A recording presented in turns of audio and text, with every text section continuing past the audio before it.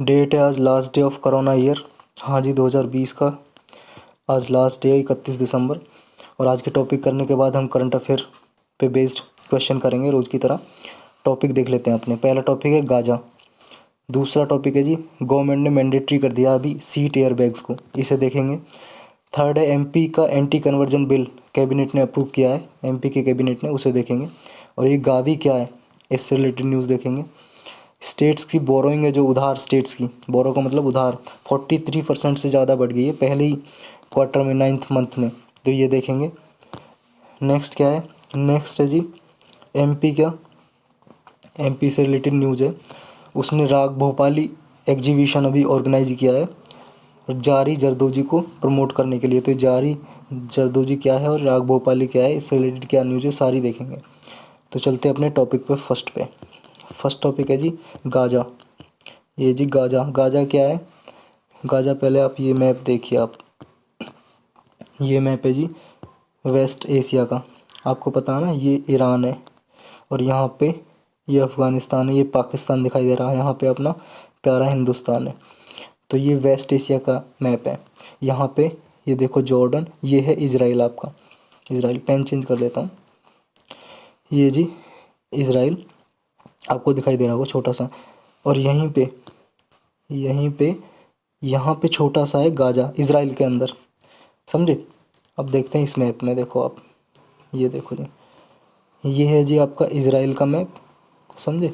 ये इज़राइल और ये यहाँ पे छोटा सा है गाजा, गाजा स्ट्रिप बोलते हैं जी, गाजा स्ट्रिप, गाजा पट्टी भी बोलते हैं हिंदी में, हिंदी न्यूज़पेपर में लिखा आता है गाजा पट्टी, गाजा स्ट्रिप, समझे।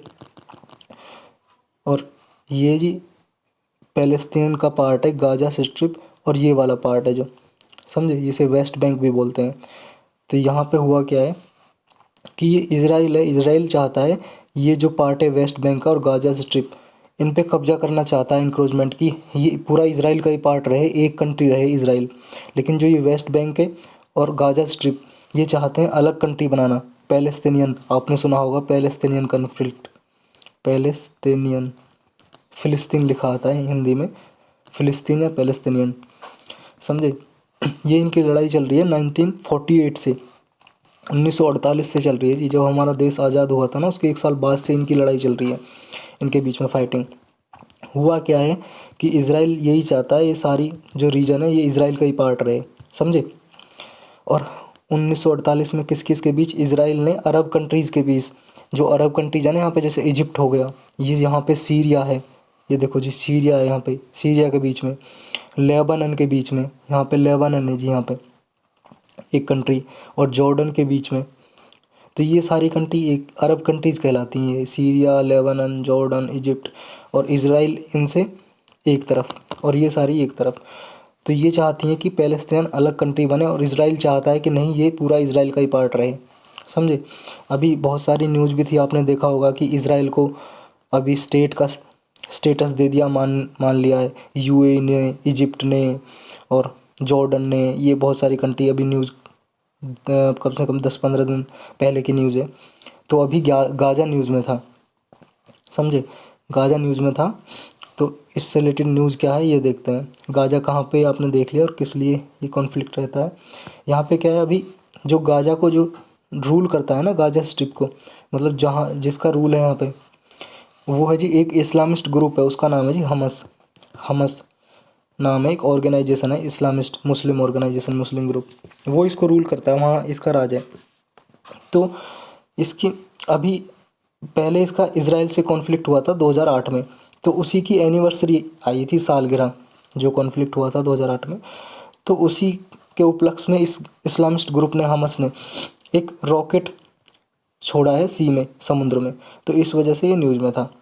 अब गाजा कहाँ पे, मैंने बता दिया, ये डेंसली पॉपुलेटेड क्या है, पैलेस्तीनियन चाहते हैं कि गाजा को, हम गाजा और वेस्ट बैंक को मिला के एक अलग कंट्री बनाई जाए, पैलेस्तीनियन, और इज़राइल चाहता है कि वो बनाए, समझे।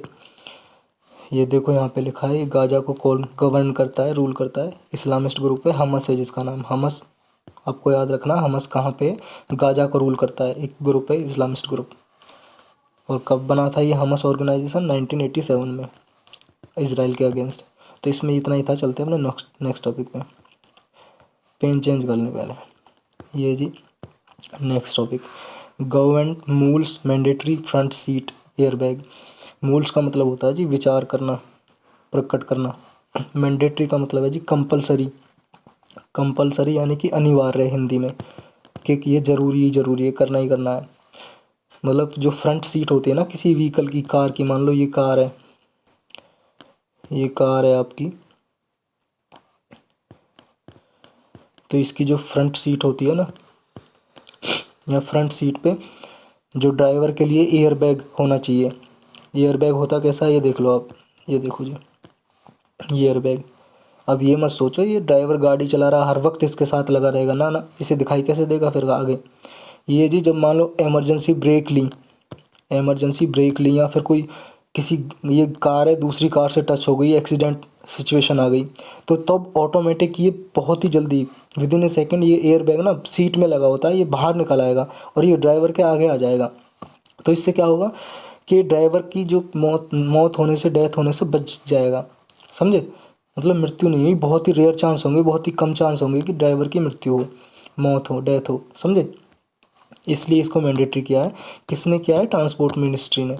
ये देखो रोड ट्रांसपोर्ट मिनिस्ट्री ने मैंडेटरी किया है ताकि एक्सीडेंट्स के केस को बचाया जा सके, सेफ्टी, ड्राइवर की सेफ्टी के लिए। तो इसमें इतना ही था। चलते हैं नेक्स्ट टॉपिक पे। नेक्स्ट है जी, एमपी ने, मध्य प्रदेश गवर्नमेंट ने एंटी करप्शन बिल को अप्रूव कर दिया है कैबिनेट ने, मध्य प्रदेश की कैबिनेट ने। इसका नाम क्या है? मध्य प्रदेश धार्मिक स्वतंत्रता फ्रीडम ऑफ रिलीजन बिल 2020। तो इसमें कैबिनेट ने अप्रूव किया, इसलिए न्यूज़ में था। अभी पहले एक कैबिनेट ने क्या है, ऑर्डिनेंस पास किया था ना, ये इस नाम से ऑर्डिनेंस पास किया था, और ऑर्डिनेंस अब बिल प्रपोज कर दिया है विधानसभा में। ऑर्डिनेंस और बिल में फ़र्क तो पता होगा ना आपको। ये पहले ये देखो जी, ऑर्डिनेंस और ये बिल में फ़र्क क्या होता है। ऑर्डिनेंस होता है जी, मान लो ये एमपी स्टेट है ना, तो उसकी लेजिस्लेटिव असेंबली होगी, जो एमएलए इलेक्ट होके आते हैं, चुनाव होके आता है, तो एमएलए विधानसभा में बैठते हैं।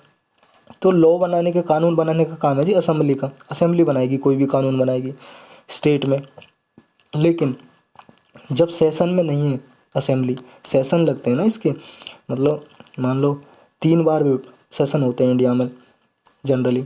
एक पहला आपका बजट सेशन, वही सेंटर में भी होते हैं, वही स्टेट में भी होते हैं, बजट सेशन, और फिर मानसून सेशन, और फिर आपका होता है विंटर सेशन, सर्दियों में विंटर सेशन। तो क्या होता है, जब सेशन लगता है तभी कोई बिल, कानून बनाया जाता है असेंबली द्वारा। लेकिन जब क्या करें, जब असेंबली सेशन में है ही नहीं, तब असेंबली सेशन में है नहीं, तो तब पावर है जी गवर्नर की।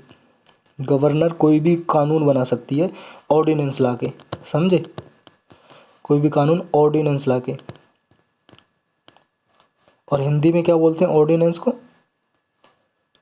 ऑर्डिनेंस को बोलते हैं जी अध्यादेश, अध्यादेश, समझे। तो ऑर्डिनेंस क्या है कि गवर्नर के पास पावर है, और गवर्नर किसकी एडवाइस पे काम करता है? Council of minister headed by CM. मतलब जो चीफ मिनिस्टर है और काउंसिल ऑफ मिनिस्टर्स इससे एडवाइस करेंगे, ये बिल पास कर दो जी, मतलब ये ऑर्डिनेंस देंगे, ये कानून ऑर्डिनेंस पास कर दो, तो ये साइन कर देगा गवर्नर, और ये ऑर्डिनेंस जो है कानून बन जाएगा। और कब तक रहेगा ये तब तक रहेगा जी, इसकी वैलिडिटी होती है जी 6 मंथ तक, 6 मंथ तक। या अगर मान लो सेशन लग गया 1 महीने बाद, ऑर्डिनेंस पास हुआ आज, मान लो आज 1 तारीख है, 1 जनवरी है आज मान लो, चलो 31 दिसंबर ही मान लो ना अब, जब 31 दिसंबर है आज 2020, तो 31 दिसंबर है आज, आज ऑर्डिनेंस लाया, तो अगले 31 दिसंबर यानी कि अगले मान लो 1 फरवरी 2020 को ही सेशन लग गया, किसका? एमपी के विधानसभा का, लेजिस्लेटिव असेंबली का सेशन लग गया। तो अब सेशन लग गया, तो सेशन होने के बाद इसे 6 वीक्स का टाइम है पास कराने का, समझे। वैसे तो ऑर्डिनेंस की जो वैलिडिटी है कब तक है? 6 मंथ तक। अगर सेशन ना लगे, अगर सेशन ना हो 6 मंथ तक, तो 6 मंथ तक ही चलेगा ये ऑर्डिनेंस, फिर अपना आप लैप्स हो जाएगा। लैप्स का मतलब ख़त्म हो जाएगा जी, फिर इसकी कोई वैलिडिटी नहीं रहेगी, समझे। और अगर बीच में सेशन लग गया, मान लो 1 महीने के बाद, 2 महीने के बाद, तो अब विद इन 6 वीक इसे ना पास कराना पड़ेगा, किससे, वहाँ की लेजिस्लेटिव असेंबली से, और कानून की तरह बिल प्रपोज किया जाएगा, फिर पास किया जाएगा विधानसभा से, लेजिस्लेटिव असेंबली से, और गवर्नर फिर साइन करेगा, फिर कानून बनेगा। तो कब तक वैलिडिटी रहती है, या तो सेशन से विदिन 6 वीक्स, 6 हफ्ते, या फिर सेशन ना लगे तो 6 मंथ, समझे। ये ऑर्डिनेंस होता है जी। और बिल विधानसभा में लाया जाता है कोई भी कानून बनाने के लिए, तो पहले ही ऑर्डिनेंस पास किया था, तो अब सेशन लगा है जी मध्य प्रदेश असेंबली का, तो ये बिल प्रपोज किया है, कैबिनेट ने अप्रूव कर दिया है। अब इसकी प्रोविज़न क्या है, धाराएं क्या है, ये देख लेते हैं। प्रोविजंस इसने क्या क्या है, रेगुलेट करेगा ये इंटरफेथ मैरिजेज़ को, मतलब जो एक धर्म से दूसरे धर्म में जो शादियां होती हैं ना, उनको रेगुलेट करने के लिए, उन पे लगाम लगाने के लिए ये लाया गया है। लेकिन इससे ना जो लोग अपने पेरेंटल रिलीजन में कन्वर्ट होंगे, मतलब मान लो कि पहले एक पर्सन है, ये हिंदू था धर्म से, इसने क्या है कन्वर्ट कर लिया, मुस्लिम धर्म में कन्वर्ट हो गया, समझे। अब मुस्लिम धर्म में कन्वर्ट हो गया, तो मान लो ये वापस हिंदू धर्म को कन्वर्ट करना चाहता है, ठीक है, तो इसको इसको अनुमति है, ये वापस अपने हिंदू धर्म में जा सकता है। या पहले मुस्लिम था और इसने हिंदू धर्म में कन्वर्ट हो गया, समझे, और ये वापस फिर मुस्लिम धर्म में कन्वर्ट होना चाहता है, तो अलाउ है, ये कर सकता है, समझे, ये अलाउ है। मतलब इससे एग्जम्पशन दी गई है कि रिकन्वर्जन टू पेरेंटल, मतलब अपना जो ओरिजिनल धर्म था उसका, उसमें जा सकता है। और धर्म कन्वर्जन पे जो क्या है कि 10 साल की सज़ा दी गई है, इस प्रावधान है इसमें, और 1 लाख रुपए का जुर्माना। फोर अगर कन्वर्जन होगा मैरिज के लिए फोर्सफुली, मतलब ज़बरदस्ती किसी का कन्वर्जन किया जाएगा, कन्वर्ट किया जाएगा, बदला जाएगा दूसरे धर्म में, ज़बरदस्ती एक धर्म से दूसरे धर्म में किसी को बदला जाएगा शादी के लिए फोर्सफुली, तो उसके लिए 10 साल की सज़ा, 1 साल 1 लाख रुपए का जुर्माना। दूसरा कि मान लो कोई लोभ लालच दे के, या फिर थ्रेट धमका के, या किसी के प्रभाव में आके अंडर इन्फ्लुएंस, या कोर्सन फोर्सफुली बल के रूप पे मैरिज के लिए, या फिर धोखेधड़ी से फ्रॉडुलेंट मीन्स कैसे भी कन्वर्जन किया जाएगा, सब इस रिलीजन इस एक्ट के थ्रू आते हैं, जो बिल प्रपोज किया गया है कि ये सब में इनकी सज़ा 10 साल और 1 लाख रुपए का जुर्माना। और किसी को मान लो षड्यंत्र रच के, कॉन्स्पिरेसी का मतलब है जी षड्यंत्र, या फिर अबेटिंग उकसाना, एक्साइट करना पर्सन को कन्वर्जन करने के लिए, तो ये भी इसमें आएगा।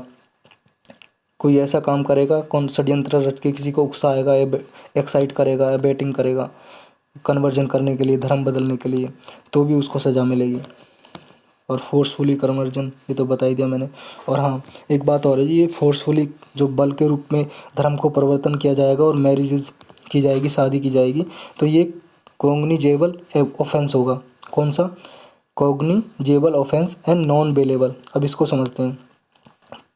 ये कॉग्निजेबल ऑफेंस क्या होते हैं? कॉग्निजेबल ऑफेंस, ऑफेंस का मतलब होता है जी अपराध, और कॉग्निजेबल का मतलब होता है कि जब भी मान लो किसी पर्सन को, एक ऐसे केस होते हैं, मान लो आप FIR दर्ज कराने गए पुलिस के पास, तो कुछ ऐसे केस होते हैं कॉग्निजेबल कि पुलिस उनकी FIR दर्ज कर लेगी, ठीक, रजिस्टर कर लेगी, आपकी जाओगे, जैसे रेप हो गया, रेप, कोई महिला गई, रेप हो गया मेरा, तो FIR दर्ज कर ली जाएगी, जैसे कॉग्निजेबल ऑफेंस हो गया, तो और जाके अरेस्ट कर लेगा पर्सन को जिसके नाम पे दर्ज कराई गई है FIR, तो पुलिस जाके उस पर्सन को गिरफ्तार कर लेगी, अरेस्ट कर लेगी।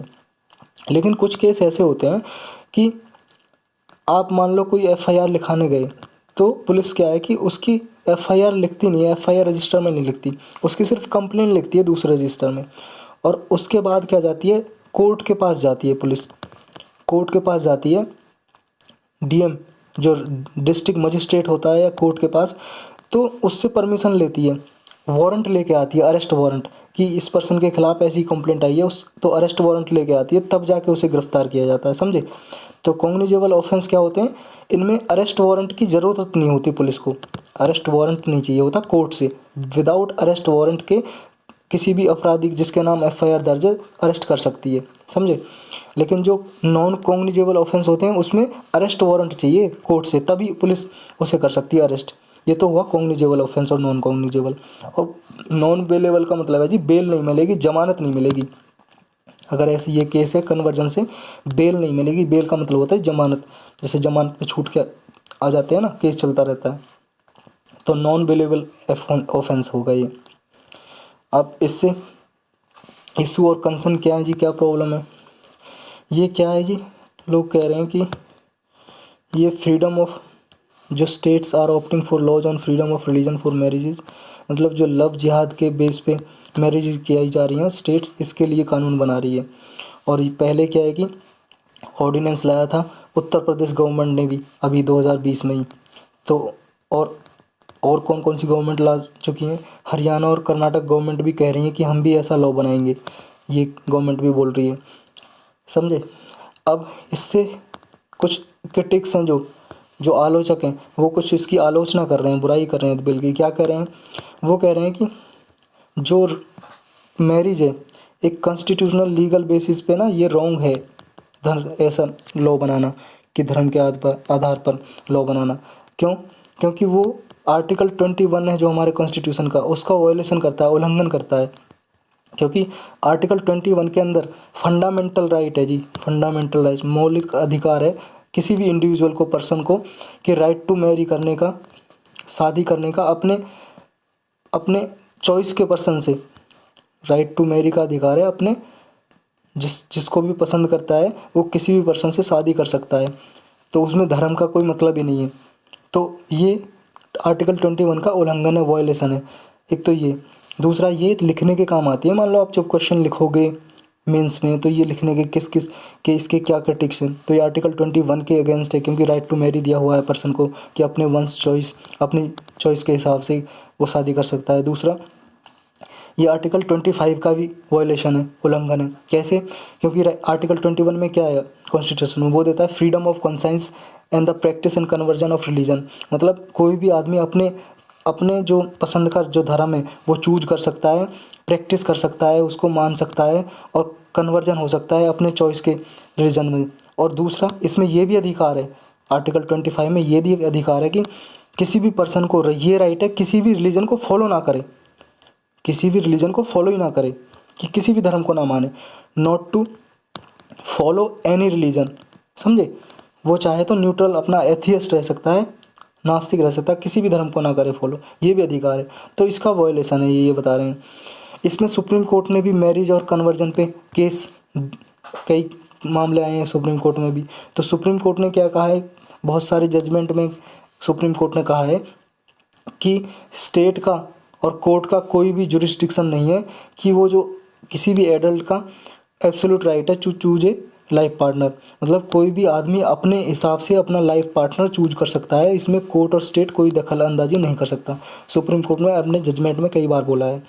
दूसरा, सुप्रीम कोर्ट ने एक जजमेंट में ये भी बोला है, दो जजमेंट है जैसे, एक लिली थॉमस जजमेंट और एक सारला मुदगल केस, ये दो केस हैं जी, लिली थॉमस का और सारला मुदगल केस। इसमें सुप्रीम कोर्ट ने कहा है कि अगर कन्वर्जन, धर्म का कन्वर्जन, अगर कोई धर्म बदलवाएगा, किस पे बेस्ड पे, कि अगर सिर्फ इसी के बेस्ड पे कि उसका कोई बिलीफ नहीं है उस धर्म में, अगर किसी रिलीजन में कोई कन्वर्ट होगा और वो कोई विश्वास नहीं करता उस धर्म में, बिलीफ नहीं करता, वो सिर्फ क्या है कि लोभ लालच दे के किया जा रहा है, कि कोई बेनिफिट मिले उसे, कि उसे बेनिफिट दिया जा रहा है। मान लो आपने सुना होगा पहले क्या होता था, जब अंग्रेज आए थे तो क्रिश्चियनिटी को ज़्यादा प्रोफेस किया था उन्होंने, तो क्रिश्चियन ईसाई धर्म को ज़्यादा फैलाया था। जो आदिवासी लोग थे, जंगली ट्राइब्स, उनको लालच, लोभ लालच देके कि हम तुम्हें पैसे देंगे या इतना वो देंगे, ज़मीन वगैरह देंगे, ये लालच देके उन्हें कन्वर्ट करा लेते थे क्रिश्चियन ईसाई धर्म में।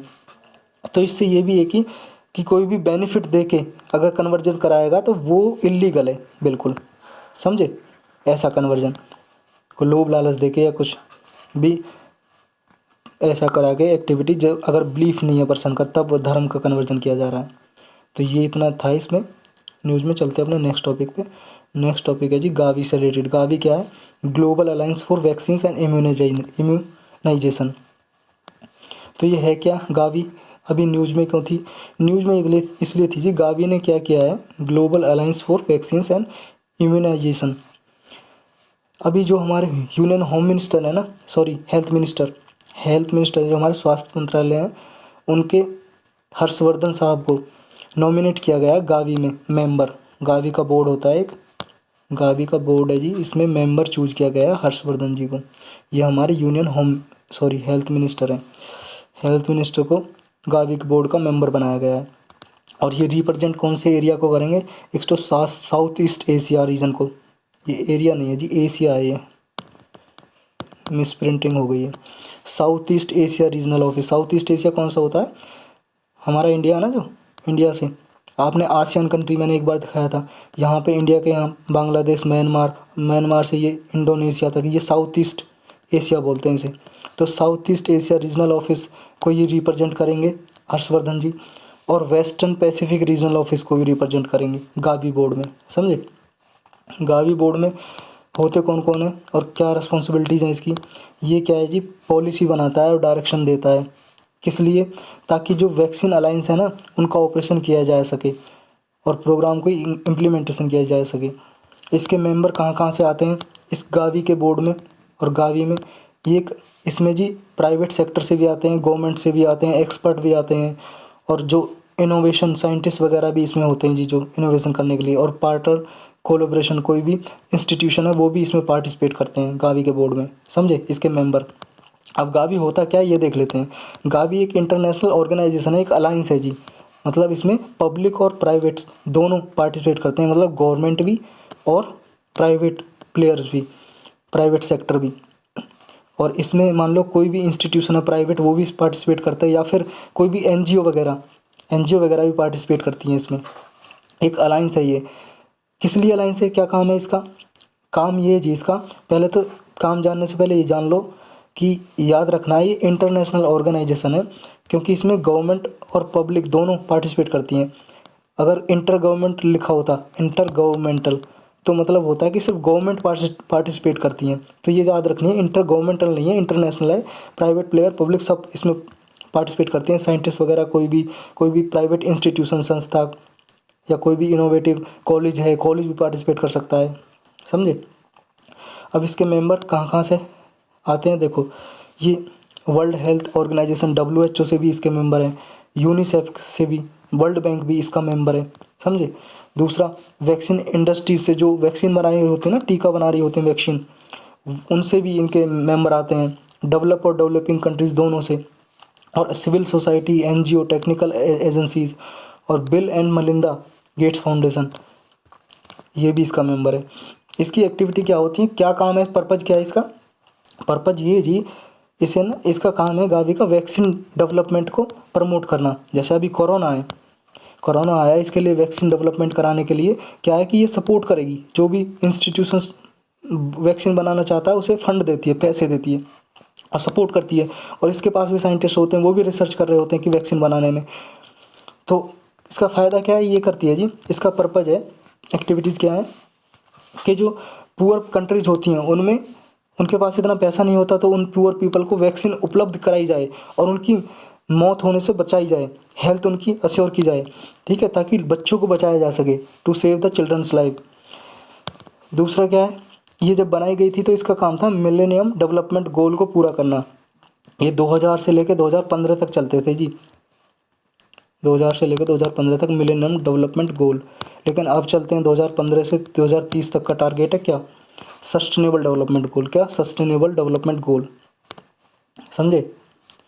और इसको सस्टेनेबल डेवलपमेंट गोल को पूरा करने के लिए काम करती है। और दूसरा कि यही है इसका हेल्थ सर्विसेज और इम्यूनाइजेशन का मतलब है जी, सबको वैक्सीन उपलब्ध कराई जाए। इसका काम है कि पुअर पीपल को भी वैक्सीन उपलब्ध हो, यही इसका काम है गावी का। इसमें इतना ही था, चलते हैं नेक्स्ट टॉपिक पे।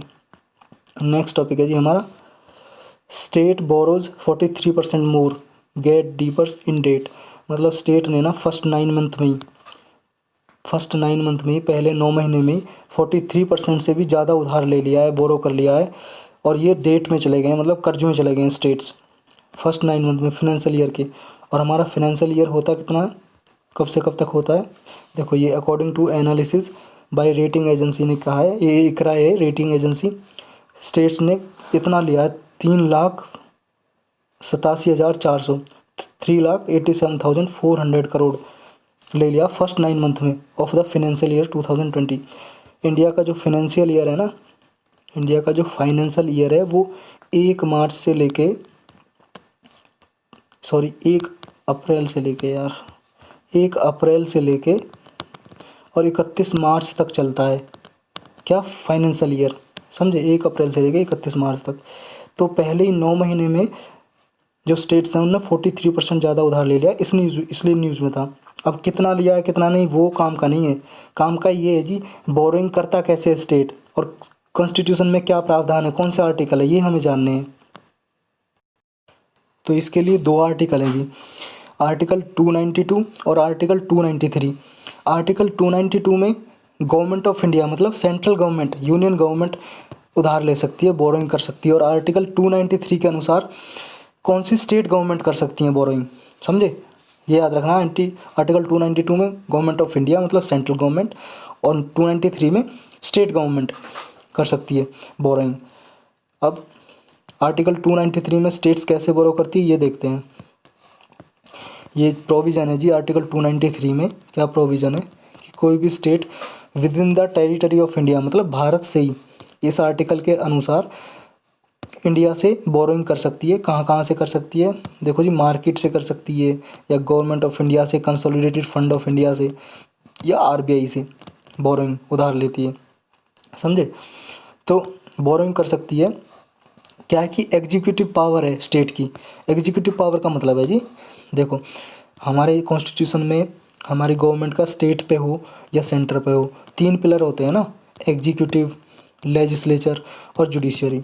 तो लेजिस्लेचर का काम लॉ बनाना, जैसे पार्लियामेंट हो गया, और स्टेट में विधानसभा हो गई, लेजिस्लेटिव असेंबली, और एग्जीक्यूटिव हो गया आपका जैसे काउंसिल ऑफ मिनिस्टर और सीएम स्टेट में, और सेंटर में हो गए आपके कौन, council of minister headed by PM प्रधानमंत्री, और president, vice president, attorney general ये भी आते हैं इसमें।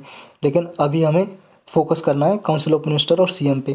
तो ये क्या है, council of minister, CM, executive borrow कर सकते हैं इंडिया के अंदर से ही।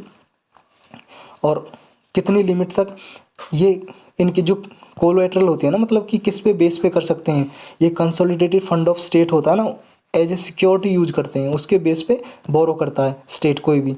और उसकी लिमिट कितनी होती है, उसकी जो स्टेट की जो लेजिस्लेटिव असेंबली होती है ना, स्टेट का लेजिस्लेचर, वो फिक्स कर देता है, उससे ज़्यादा एग्जीक्यूटिव नहीं कर सकता। मान लो स्टेट की लेजिस्लेटिव असेंबली ने फिक्स कर दी कि कोई भी स्टेट 1 साल में 10,000 करोड़ तक ही लोन ले सकता है, बोरोइंग कर सकता है। तो एग्जीक्यूटिव ना इतने, जो काउंसिल ऑफ मिनिस्टर और सीएम है, ये इतनी लिमिट तक ही बोरो कर सकते हैं, समझे। अगर उन्हें इतनी लिमिट से ज़्यादा 10,000 करोड़ से ज़्यादा लेना है, करोड़ से ज़्यादा बोरोइंग करनी है, तो फिर लेजिस्लेटिव असेंबली में कानून बनाना पड़ेगा स्टेट की में, तब जाके बोरो करेगी। तो जितनी लिमिट फिक्स कर दी है स्टेट लेजिस्लेटिव असेंबली में, उतना ही बोरो करेंगे, समझे। ये देखा, within such limit if any as may be so fixed. Next statement क्या है जिसमें, और गवर्नमेंट ऑफ इंडिया भी ना उतना ही उधार दे सकती है इन्होंने। मान लो गवर्नमेंट ऑफ इंडिया जब उधार देगी किसी भी स्टेट को, तो उतना ही लोन दे सकती है, उधार दे सकती है, जितना पार्लियामेंट ने फिक्स कर दिया है। कि मान लो पार्लियामेंट में फिक्स कर दिया कि सारे स्टेट, जितने भी स्टेट हैं हमारे कंट्री में, सारे स्टेट को कितना उधार दे सकती है। मान लो उन्होंने फिक्स कर दिया कि सिर्फ 4 लाख करोड़ तक या 5 लाख करोड़ तक उधार दे सकते हैं 1 ईयर में, तो उतना ही दे सकता है गवर्नमेंट ऑफ इंडिया भी, एग्जीक्यूटिव, समझे। अगर इससे ज़्यादा लेना है तो पार्लियामेंट में लॉ लाना पड़ेगा, फिर उस लिमिट को क्रॉस करके लॉ बनाना पड़ेगा, तब एग्जीक्यूटिव दे सकती है, समझे। स्टेट में भी एग्जीक्यूटिव को लेना हो तो उतनी लिमिट तक जितनी स्टेट की लेजिस्लेटिव असेंबली ने फिक्स कर दिया है, और सेंटर भी जितना उधार देगा जितना पार्लियामेंट ने फिक्स कर दिया है, समझे। ये बस इसमें लिखा हुआ है। नेक्स्ट स्टेटमेंट क्या है, नेक्स्ट इतना है जी कि जो स्टेट है तब उधार नहीं ले सकता, कब, मान लो ये स्टेट है, ये आज उधार लेना चाहता है 31 दिसंबर को, और इसने पहले का प्रीवियस ईयर का लोन भरा नहीं है, प्रीवियस ईयर का मतलब पहले साल का, लास्ट ईयर का लोन, इसने लास्ट ईयर भी लोन लिया हुआ, डेट लिया हुआ कर्ज है इस पर, मान लो 10,000 करोड़ का, और वो इसने भरा नहीं है, चुकाया नहीं है, समझे, पेड नहीं किया है, पे नहीं किया। लास्ट ईयर का जो डेट है, कर्ज है इस पर, लोन है, वो जो बोरिंग ली थी वो इसने पे नहीं की है। तो तब ना गवर्नमेंट ऑफ इंडिया इसे मना कर सकती है, रिफ्यूज़ कर सकती है, समझे, कि आपने पहला लोन है जो बकाया है उसे चुकाया नहीं है, हम आपको लोन नहीं देंगे, मना कर सकती है। ये जी इस स्टेटमेंट में कि स्टेट में not without the consent of government of India, मतलब स्टेट गवर्नमेंट को अगर फिर लोन लेना है और इस पे पिछला बकाया है, आउटस्टैंडिंग, आउटस्टैंडिंग का मतलब होता है जी बहुत ही किसी ने अच्छी परफॉर्मेंस दी है, आउटस्टैंडिंग परफॉर्मेंस, आउटस्टैंडिंग वर्क किया है, या फिर आउटस्टैंडिंग का मतलब होता है बकाया भी होता है जी, unpaid, unpaid amount, unpaid amount को भी बोलते हैं। तो दो मीनिंग है इसके। अनपेड अमाउंट, कोई आउटस्टैंडिंग बचा हुआ है स्टेट पे, तो उसे ना गवर्नमेंट ऑफ इंडिया की परमिशन ही लेनी पड़ेगी, कंसेंट लेनी पड़ेगी कि, और अगर मान लो इस पे बकाया नहीं है तो गवर्नमेंट ऑफ इंडिया की परमिशन लेने की ज़रूरत नहीं है, लेकिन अगर बकाया है तो परमिशन लेनी पड़ेगी और गवर्नमेंट ऑफ इंडिया मना कर सकती है, मे रिफ्यूज। समझे, ये लिखा है इसमें, देखो कि may not without consent of the government of India, government of India की कंसेंट, अनुमति के बिना स्टेट कोई भी लोन नहीं ले सकती, रेज एनी लोन, अगर if there is a still outstanding any part of loan which has been made to the state by the government of India और बाय इट्स प्रेडेसेसर गवर्नमेंट। समझे, या तो गवर्नमेंट, स्टेट गवर्नमेंट पे कोई बकाया है, यहाँ आउटस्टैंड, ये है ना आउटस्टैंडिंग का मतलब है जी यहाँ पे बकाया, अनपेड अमाउंट। और ऐसा भी है, मान लो ये बोल दे कि अभी मान लो नई स्टेट गवर्नमेंट चुन के आई है, अभी चुनाव हुए हैं और तब ये उधार लेना चाहे, लेकिन पिछली जो गवर्नमेंट गई थी उसने भी उधार लेकर रखा था, मान लो एमपी में पहले कांग्रेस की गवर्नमेंट थी और अब बीजेपी की बन गई, तो कांग्रेस ने जो उधार ले रखा था वो भी देखा जाएगा कि लिया तो स्टेट है, स्टेट के नाम पे ही है ना जी, तो वो भी देखा जाएगा। ये नहीं है कि ये नई गवर्नमेंट बनी है ये बोले नहीं ये तो पिछली गवर्नमेंट ने उधार लिया था हम इसे नहीं मानेंगे, ना ना देना पड़ेगा जी। ये संबंध है पूरा भाई भाई का, एक भाई ने लिया है तो दूसरा भाई चुकाएगा, ऐसा संबंध है इनका, ये मान लो। इतना ही था इसमें। नेक्स्ट टॉपिक पे चलते हैं। आर्टिकल 292 और 293 याद रखने हैं आपको, ये न्यूज़ में थे किस लिए थे। 293 में स्टेट बोरिंग कर सकता है और 292 में गवर्नमेंट ऑफ इंडिया लोन दे सकती है स्टेट को, समझे, ये इसमें। नेक्स्ट टॉपिक है जी, मध्य प्रदेश गवर्नमेंट ऑर्गेनाइजेज राग भोपाली एग्जीबिशन टू प्रमोट जारी जरदोजी। अभी एमपी गवर्नमेंट ने एक एग्जीबिशन, का मतलब है जी एग्जीबिशन होती है जिसमें प्रदर्शन, मान लो आप प्रदर्शन होता है, एग्जीबिशन की है राग भोपाली। राग भोपाली की क्या होती है, राग भोपाली का मतलब है जी, राग भोपाली ना एक राग है जी, म्यूजिक है राग भोपाली, ये हिंदुस्तानी स्टाइल म्यूजिक है, हिंदुस्तानी। पूरा एक नया ही पेज ले लेते हैं ना, इतना क्या कर रहे हैं। ये आ गया जी नया पेज, ये है जी राग भोपाली, राग भोपाली है जी। राग भोपाली क्या है, एक म्यूजिक है हिंदुस्तानी स्टाइल का, किसका, हिंदुस्तानी स्टाइल का, हिंदुस्तानी स्टाइल का है ये म्यूजिक, समझे। हिंदुस्तानी स्टाइल, हमारे इंडिया में दो स्टाइल के म्यूजिक है, एक हिंदुस्तानी, ये इसे नॉर्थ इंडियन स्टाइल भी बोलते हैं क्योंकि उत्तर भारत में ये ज़्यादा परफॉर्म किया जाता है, नॉर्थ इंडियन स्टाइल, समझे। और दूसरा होता है द्रविड़ स्टाइल।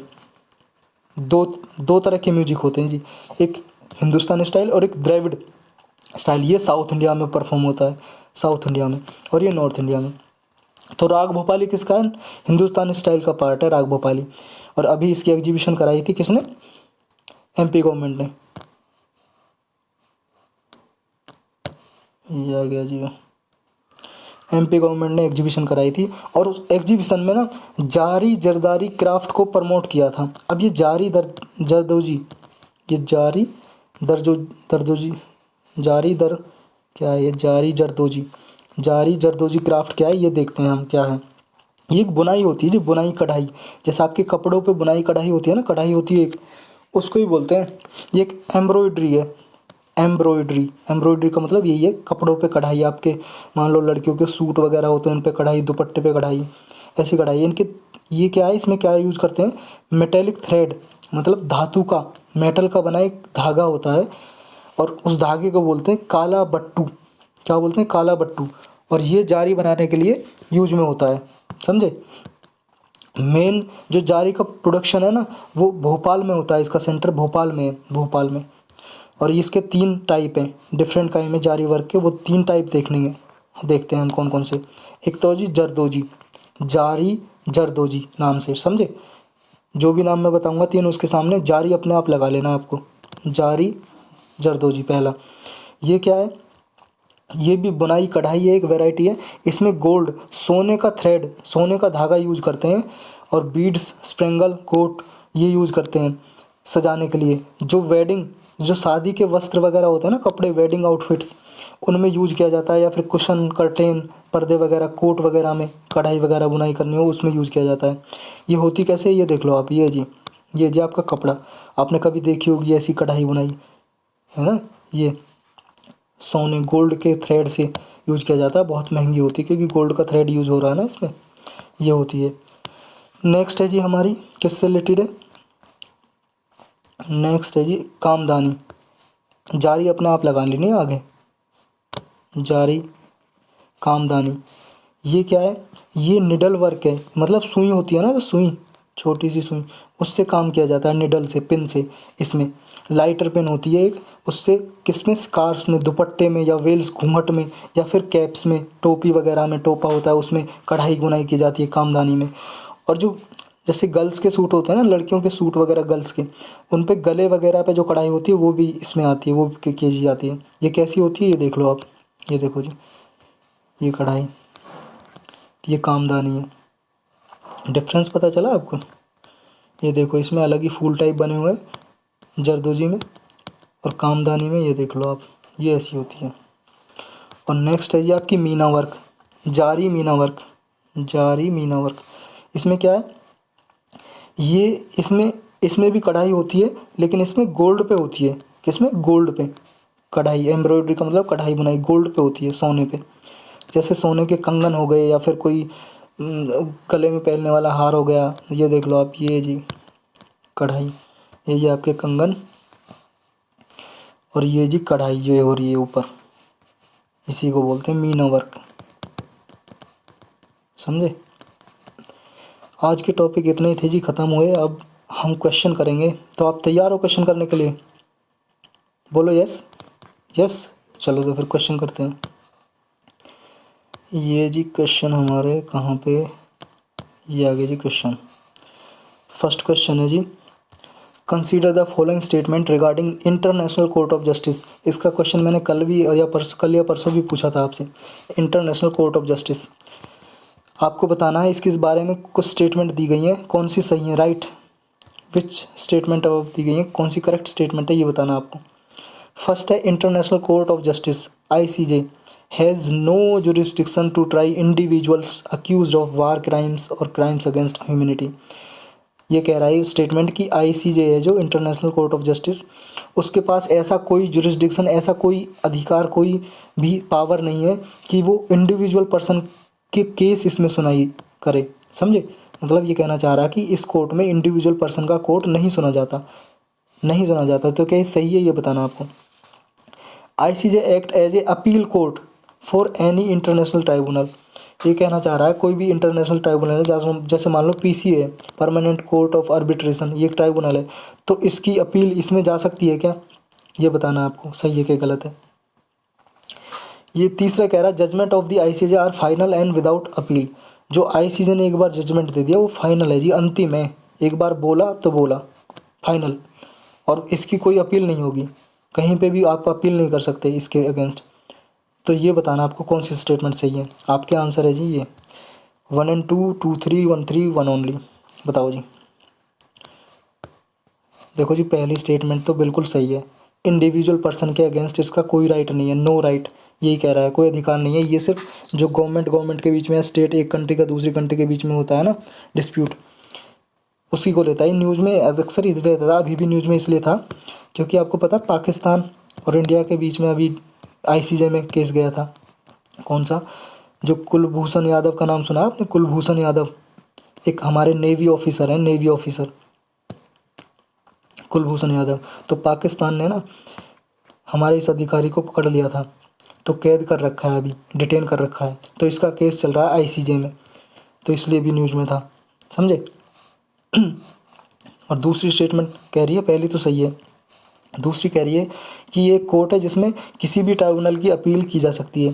जी ये बिल्कुल गलत है, किसी भी ट्राइब्यूनल की अपील नहीं की जाती, इसमें डायरेक्ट इसके गवर्नमेंट के ही केस जाते हैं, कंट्री के केस जाते हैं इसमें डायरेक्ट। ये तो एक गलत स्टेटमेंट है, पेन चेंज कर लेते हैं जी, ये गलत है जी। थर्ड कह रही है, judgement of the ICJ are final and without appeal. जी हाँ बिल्कुल, जो इसने बोल दिया एक बार बोल दिया, फाइनल है इसका जजमेंट, और कोई अपील नहीं होती। लेकिन हाँ, जो पार्टी है जिसके डिसीजन सुना है वो एक बार रिक्वेस्ट कर सकती है इंटरप्रिटेशन के लिए। क्या इंटरप्रिटेशन का मतलब है जी, स्पेलिंग ढंग से देख लो आप, इंटरप्रिटेशन। इंटरप्रिटेशन का मतलब है जी कि व्याख्या करना, स्पष्ट करना। टू एक्सप्लेन मतलब एक्सप्लेनेशन देना, इंटरप्रिटेशन कि उसकी एक्सप्लेनेशन के लिए, इंटरप्रिटेशन के लिए रिक्वेस्ट कर सकती है जो भी पार्टी इन्वॉल्व है। तो ये स्टेटमेंट भी सही है जी, हाँ फाइनल है इसका। और अपील नहीं कर सकती लेकिन इंटरप्रिटेशन के लिए रिक्वेस्ट कर सकती है, ये ध्यान रखना है। तो कौन कौन सी 1 और 3 सही होगी, तो आंसर सी आंसर हो जाएगा जी, सी। समझे। चलते हैं नेक्स्ट पे। नेक्स्ट टॉपिक क्या है जी, consider the following statements regarding Gavi, global alliance for vaccine immunisation. तो ये अभी पढ़ाया हमने इम्यूनाइजेशन, गावी के रिलेटेड बताना है आपको। फर्स्ट है जी, it is a inter governmental organisation. क्या ये एक इंटर गवर्नमेंटल ऑर्गेनाइजेशन है? It works for vaccine development, ये वैक्सीन डेवलपमेंट करने के लिए काम करती है क्या? करेक्ट स्टेटमेंट चूज करनी है आपको। आपके आंसर है 1 ओनली 2 बोथ सही हैं, दोनों गलत हैं। बताओ जी।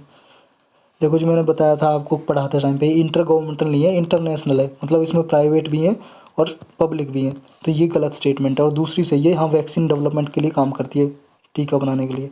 तो केवल 2 सही हो जाएगा, बी आंसर। समझे। चलते हैं नेक्स्ट पे। पेन चेंज कर लेते हैं, मुझे ग्रीन ज़्यादा अच्छा लगता है इस पर। ये आएगा जी third, consider the following statement regarding iceberg. Iceberg मैंने पढ़ाया था बहुत अच्छे से आपको, शायद परसों, डे बिफोर यस्टरडे शायद पढ़ाया था मैंने आपको। आइसबर्ग, आइसबर्ग के बारे में स्टेटमेंट दी हुई है, ये आपको देखनी है। पहली स्टेटमेंट है, an iceberg is a large piece of fresh water ice that has broken off a glacier और an ice shelf is floating freely in open water. Iceberg का मतलब होता है जी हिमखंड। मतलब क्या एक ऐसा बर्फ़ का फ्रेश वाटर, मतलब जो मीठा पानी है उसका एक बर्फ़ का बड़ा, बहुत बड़ा टुकड़ा है जो क्या है, ग्लेशियर या किसी आइस सेल्फ से टूट के ओपन वाटर में फ्लोट करता रहता है, तैरता रहता है। पहली स्टेटमेंट ये बोल रही है। सेकंड है जी, the ocean currents does not influence the movement of iceberg. जो आइसबर्ग की मूवमेंट होती है, जो चलता है ओशियंस में, ओशियन करंट इसकी मूवमेंट को इन्फ्लुएंस नहीं करती, प्रभावित नहीं करती। तो दूसरी ये बोल रही है, आइसबर्ग कैरी डस्ट विच फर्टिलाइजेज ओशियन प्लैंकटन। ये तीसरी बोल रही है जी, आइसबर्ग होता है वो डस्ट, पानी से डस्ट को ले जाता है जिसकी वजह से प्लैंकटन है जो वहाँ पे, प्लैंकटन का मतलब होता है जी प्लांट और ग्रास वगैरह जो ओशंस में होते हैं उनको प्लैंकटन बोलते हैं। तो ये क्या है, आइसबर्ग डस्ट को ले जाता है और प्लैंकटन को फर्टिलाइज करता है क्या? ये 3 स्टेटमेंट है जी, ये बताना आपको। करेक्ट करेक्ट बतानी है, करेक्ट कौन सी है। 1 और 2, 1 3 2 3 1, बताओ जी। जी हाँ बिल्कुल करेक्ट, ये फर्स्ट स्टेटमेंट बिल्कुल राइट है। ये बर्फ़ का ही टुकड़ा होता है बहुत बड़ा। और ये आइसबर्ग कहाँ पे अभी देखा गया है, 68A, ये 68 नाम का आइसबर्ग अभी टूटा है, 2017 से टूट के, अभी न्यूज़ में था ये 2017 में टूटा था अंटार्कटिका में। अंटार्कटिका कॉन्टिनेंट है ना, उससे टूट के, ग्लेशियर से टूट के फ्लोटिंग कर रहा है ओपन वाटर में। तो ये सही है बिल्कुल, ये फ्लोटिंग करता है, तैरता रहता है। दूसरी स्टेटमेंट कह रही है कि ओशियन करंट है, जो ओशियन करंट क्या होती है, ओशियन करंट होती है जी फ्लो, वाटर का फ्लो ओशियंस में, ग्रेजुअल, धीरे, ग्रेजुअल का मतलब है जी gradual water flow in the ocean. मतलब जो ओशियंस में वाटर फ्लो कर रहा है ना, उसी को ओशियन करंट बोलते हैं। समझे, सिंपल भाषा में बिल्कुल। तो ये कह रहा है कि ओशियन करंट इसको कोई प्रभावित नहीं करती, इन्फ्लुएंस नहीं करती इसकी मूवमेंट को।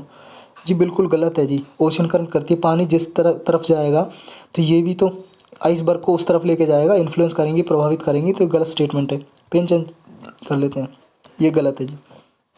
थर्ड क्या है, आइसबर्ग कैरी डस्ट, ये डस्ट को ले जाती है आइसबर्ग, और जिससे क्या है कि जो डस्ट जब यहाँ से चली जाएगी पानी से तो सनलाइट आएगी ना, तो ये प्लैंकटन है जो प्लांट ग्रासेस ओशंस में, तो वो सनलाइट को ले सकेंगे और फोटोसिंथेसिस कर सकेंगे। मैंने ये अपने लेक्चर में भी बताया था आपको, लास्ट बिफोर यस्टरडे डे में बताया था मैंने आपको कि ये फोटोसिंथेसिस करने के लिए फिर इनके लिए आसानी हो जाती है और अपना भोजन, फूड तैयार कर सकती हैं, फर्टिलाइज हो जाती हैं।